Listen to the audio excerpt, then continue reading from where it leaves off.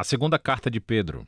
Ela é dirigida à mesma rede de igrejas da primeira carta de Pedro, e provavelmente foi escrita no mesmo local em Roma. Pedro se torna ciente do fato de que morrerá em breve. E a evidência que temos da tradição antiga é que Pedro foi executado pelas autoridades romanas durante o reinado do imperador Nero.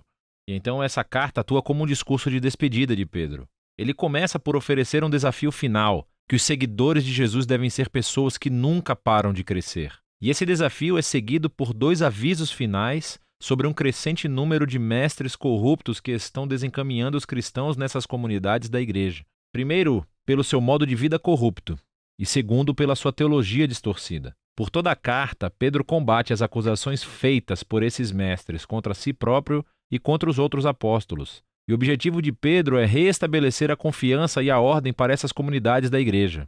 Pedro, então, começa lembrando essas igrejas que, através de Jesus, Deus convidou as pessoas a participarem na sua própria natureza divina. Isso é, para partilhar da vida eterna e do amor do próprio Deus, o que é impressionante. E isso requer uma resposta de uma vida inteira.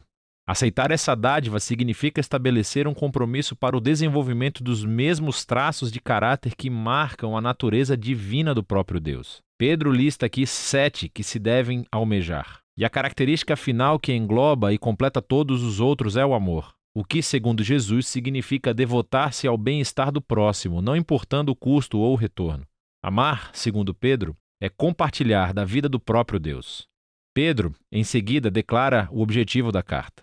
Ela atuará como uma crônica dos seus ensinamentos para serem transmitidos às próximas gerações, pois ele não estará vivo para fazê-lo em pessoa. Então, antes de morrer, ele deseja abordar essas objeções e acusações feitas pelos mestres que distorcem os ensinos de Jesus e dos apóstolos. Pedro, então, aborda uma acusação reproduzida por céticos presentes e futuros, ou seja, que ele e os apóstolos teriam inventado tudo isso sobre Jesus ter ressuscitado dos mortos e ser o rei do mundo. Jesus não vai realmente voltar um dia.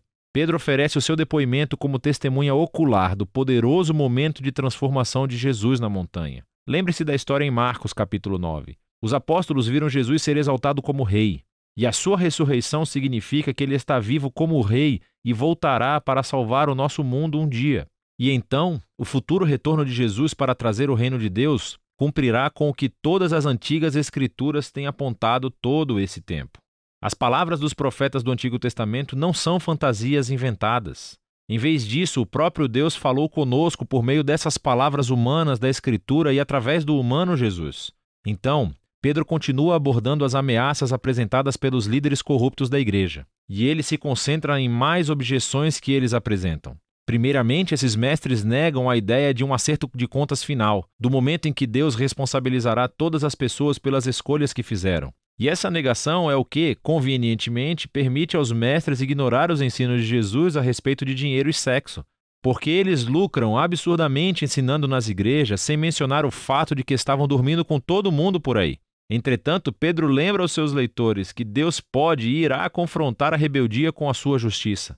Ele recorda 3 exemplos antigos quando Deus fez isso. Primeiro, ele menciona a história sobre os filhos de Deus em Gênesis 6, como foi interpretado em uma obra judaica popular da época chamada Primeiro Enoque. Primeiro Enoque diz que os filhos de Deus são anjos rebeldes que passaram dos limites e dormiram com mulheres, merecendo assim o julgamento de Deus. Pedro, então, traz à tona as histórias do dilúvio antigo e de Sodoma e Gomorra. Nos 2 casos, ocorreu uma rebelião que levou ao julgamento divino. Contudo, Pedro diz, Deus sempre foi fiel para libertar seu povo e usa a história de Ló como um exemplo. Pedro faz a ligação entre essas 2 histórias antigas e o modo de vida corrupto dos mestres. Eles também buscam dinheiro e sexo. Eles desprezam a autoridade de Deus e conduzem outras pessoas a pensarem que Deus não se importa com decisões morais. Ele diz que eles ensinam uma mensagem de liberdade cristã e usam-se disso como permissão para fazerem o que desejam. É por essa razão que Pedro traz à tona as cartas de Paulo mais tarde no capítulo 3. Parece que esses mestres distorcem a mensagem de Paulo sobre a liberdade em Cristo. Entretanto, não é esse tipo de liberdade ao qual Paulo se referia. Pedro deixa claro que esses mestres não são realmente livres. Na verdade, eles são escravos dos seus desejos carnais. E o fato de serem cristãos torna isso ainda mais trágico, pois conhecer os ensinos de Jesus torna-os duplamente responsáveis. Eles se tornaram exemplos lamentáveis do antigo provérbio sobre o cão que volta ao próprio vômito e sobre um porco lavado que volta à lama. Pedro então aborda a razão pela qual esses mestres estão negando a existência do juízo final. Eles dizem: as gerações do povo de Deus continuam indo e vindo sem sequer terem visto a concretização das suas esperanças. Onde está a promessa de que Jesus retornaria? Pedro responde mostrando o quão acanhada é essa objeção. Olhe à sua volta, ele diz. Olhe para esse notável universo que habitamos.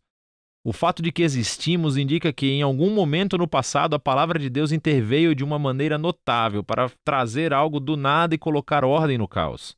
E ele pode fazê-lo novamente. Então, a verdadeira questão é por que Deus está demorando tanto?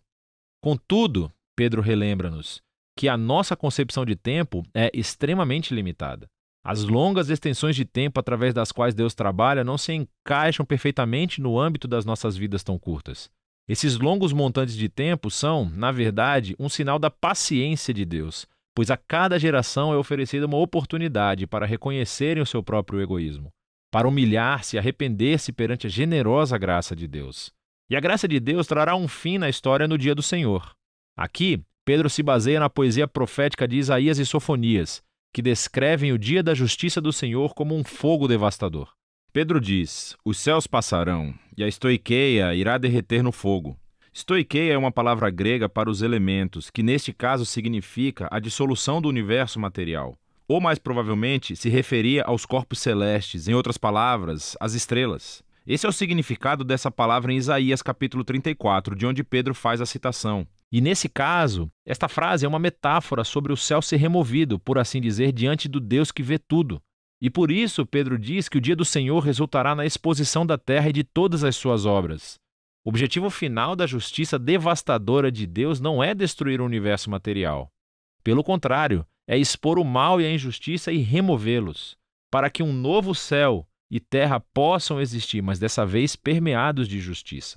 Cheios do amor de Deus e pessoas que conhecem o amor de Deus e amam seus próximos como a si mesmos. Pedro conclui dizendo: esta é a verdadeira esperança cristã que Jesus e os apóstolos têm anunciado, incluindo Paulo, cujos escritos podem ser mal interpretados se reproduzidos fora do contexto, mas todos os apóstolos estão de acordo. E assim, Pedro conclui o seu discurso sobre a igreja. Agora, o tom da segunda carta de Pedro parece bastante intenso, mas a sua paixão vem de uma sólida convicção de que Deus ama este mundo e está determinado a salvá-lo por meio de Jesus. Isso significa que o amor de Deus deve enfrentar e lidar com o pecado e a injustiça que arruinaram com seu mundo amado. E, em seu tempo, Deus o fará, revelando um novo futuro para a humanidade e para o próprio universo. E por isso, 2 Pedro oferece uma visão ampla e expansiva da esperança para todo o mundo e nos desafia a fazer uma avaliação das nossas vidas diárias. E é disso que se trata a segunda carta de Pedro.